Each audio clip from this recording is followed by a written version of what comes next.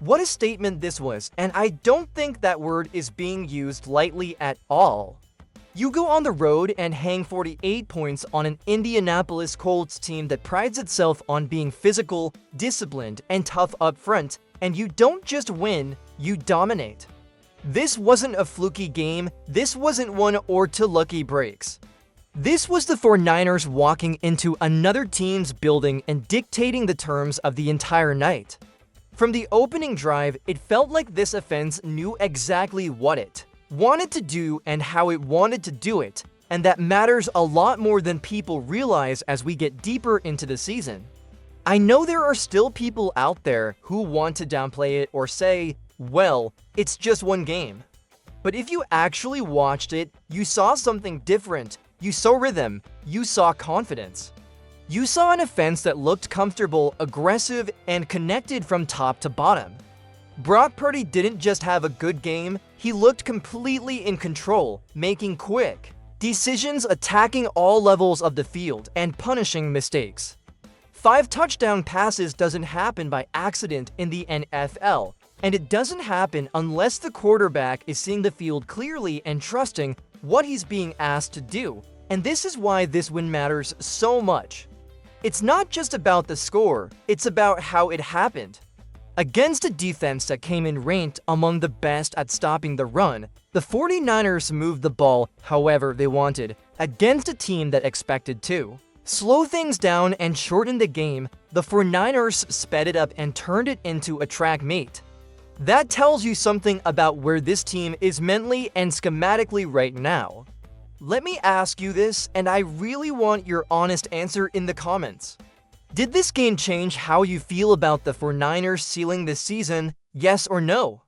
And while you're down there, who stood out to you the most, Brock Purdy or Christian McCaffrey?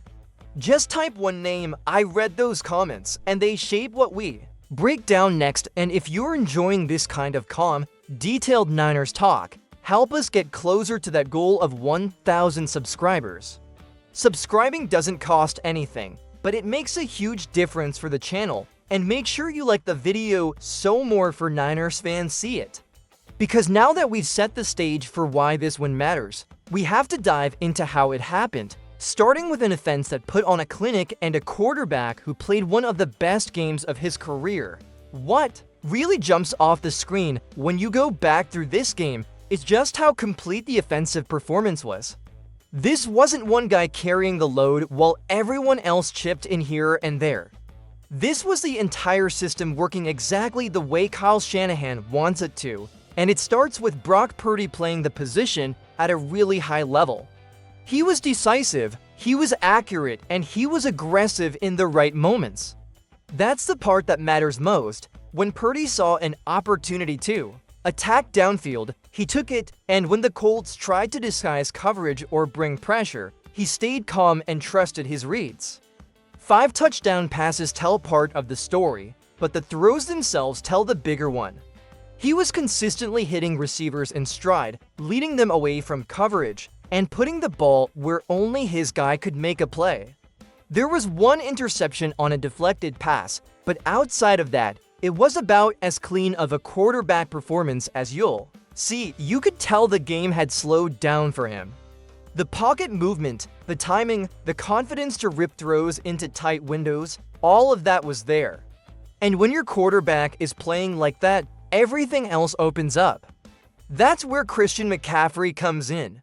This game was a perfect example of why his impact goes way beyond the box score. Yes, he crossed the 1,000-yard rushing mark, and that's a big deal. But more than that, he was the engine that kept the Colts off balance all night. Even when the run game wasn't ripping off massive explosive plays early, the defense had to respect it. That creates space, it slows down pass rushers. It forces linebackers to hesitate, and that hesitation is exactly what Shanahan and Purdy exploit. There's been a lot of noise about the run game not being good enough, and honestly, it feels lazy. This offense is moving the ball, sustaining drives, and scoring points, and McCaffrey is at the center of all of it, whether it's grinding out Tough yards, catching passes out of the backfield, or drawing attention that frees up someone else. He's doing his job at a high level. And when you pair that with creative play design and a quarterback executing with confidence, you get nights like this. Let me ask you something here. Do you think Brock Purdy is playing the best football of his career right now? Yes or no? And which part of this offense gives you the most confidence going forward? The passing game or the run game? Drop your answer in the comments. And if you want more breakdowns like this, especially deeper dives into Purdy's reads and how this offense attacks defenses, make sure you're subscribed and hit like on the video. It helps the channel grow and gets us closer to that 1,000 subscriber mark.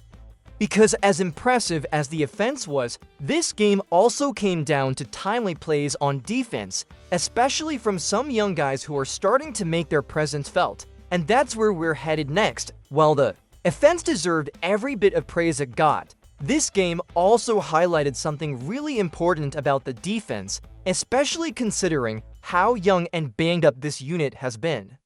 This wasn't a perfect defensive performance, and it didn't need to be. What it was, though, was disciplined when it mattered most, and opportunistic when the moment called for it. You could feel the game plan from the start. Stop the run, force the quarterback to beat you, and trust that your offense will give you room to breathe. There were stretches where the Colts moved the ball, and that's going to happen when you're playing with backups and young players across the defense. But the key thing was that the 49ers didn't panic. They bent without breaking, they avoided major mistakes, and they stayed aggressive.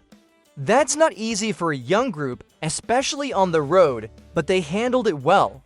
Outside of a couple of penalties, the defense stayed composed and played within the structure of the scheme. And then you had the play that completely changed the feel of the game. D. Winters jumping the route and taking it all the way to the end zone wasn't just a pick six, it was a statement. It was one of those moments where the sideline erupts, the crowd goes quiet, and you know the game is effectively over. Those plays don't happen unless a player is prepared, confident, and trusting what he's seeing.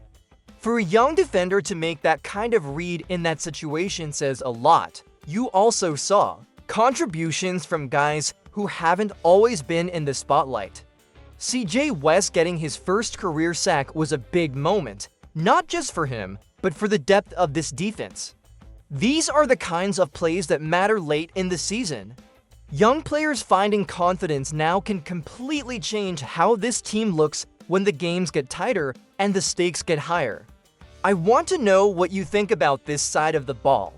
Which young defender stood out to you the most in this game, and do you feel better about this defense now than you did a few weeks ago? Yes or no? Let me know in the comments. And if you appreciate hearing about these guys who are grinding and earning their roles, make sure you're subscribed. We're pushing toward 1,000 subscribers, and your support really does help keep this coverage coming. Because as good as this win felt, there is one lingering question coming out of this game, and it revolves around an injury that could have a real impact going forward, which we need to talk about next. As great as this night was, there's no getting around the fact that one moment took a little bit of the shine off the win, and that's the injury to George Kittle. When he left the game, you could feel the mood shift just slightly, because Kittle isn't just another player in this offense, he's a tone setter, he's a mismatch. He's a huge part of both the passing game and the run game, and when he's not on the field, it changes how defenses line up against you, right? Now, the tough part is that we simply don't have concrete answers. There was no new information immediately after the game, and that uncertainty is what makes fans uneasy. You could see it on Kittle's face on the sideline, and that's what worries people the most. Was it serious, or was it just one of those things where you're being cautious in a game that's already in hand? Until we hear more, it's all speculation, and that's never a comfortable place to be. If Kittle does miss time, the 49ers will have to adjust, and that's where this conversation gets interesting. This offense is deep, and it's creative, but Kittle's skill set is unique. He draws attention over the middle, he blocks like an extra lineman, and he creates problems that don't always show up in the stat sheet. The good news is that the offense showed in this game that it can score in a lot of different ways. The question is whether it can stay this explosive without him, especially against stronger defenses. I'm curious where you're at on this. How concerned are you about George Kittle right now? High, medium, or low? And do you think this offense can maintain this level of production if he has to miss time? Yes or no? Drop your thoughts in the comments, because this is one of the biggest storylines to watch going forward. If you want updates as soon as more information comes out, make sure you're subscribed and have notifications on. We're closing in on 1,000 subscribers, and that support helps me get these updates out quickly when news breaks, because once you look past the injury concerns, the bigger picture starts to come into focus, and it's about what this win means for where the 49ers are headed next and how close they really are to something special. When you zoom out and look at the bigger picture, this win feels like a turning point. Not because the season was on the line in this game, but because of what it revealed about where the 49ers are right now. This team is stacking wins. The offense is clearly hitting another gear, and suddenly the path in front of them looks very real. To more wins, and the conversation completely changes. Home field advantage, no more flights, and the possibility of doing something truly special at Levi's Stadium starts to feel less like a dream and more like a legitimate goal. What stands out most is how complete this team looked despite the challenges. They're dealing with injuries. They're playing young guys on defense. They're not always perfect, and yet they continue to find ways to control games. That's what good teams do. They adapt. They lean into their strengths. They trust their system. And right now, the 49ers look like a team that knows exactly who it is and what it wants to be when the stakes rise. There's still work to do, and that part can't be ignored. Upcoming games won't be easy, and nothing is guaranteed in this league. But the confidence level around this team should be high. The offense can score with anyone. The defense is finding timely plays. Young players are growing up fast. And when all of that comes together at the right time, you put yourself in position to make a real run. So let me leave you with this. Do you believe the 49ers can finish as the #1 seed in the NFC? Yes or no? And heading into the rest of the season, are you more excited or more worried? Type one word in the comments and let's see where everyone stands. If you enjoyed this breakdown and you want more Niners coverage like this, help us get to that 1,000 subscriber milestone by subscribing and liking the video. Every bit of support helps this channel grow and reach more fans just like you. Now that the full story of this win is laid out, let me know what you'd like next.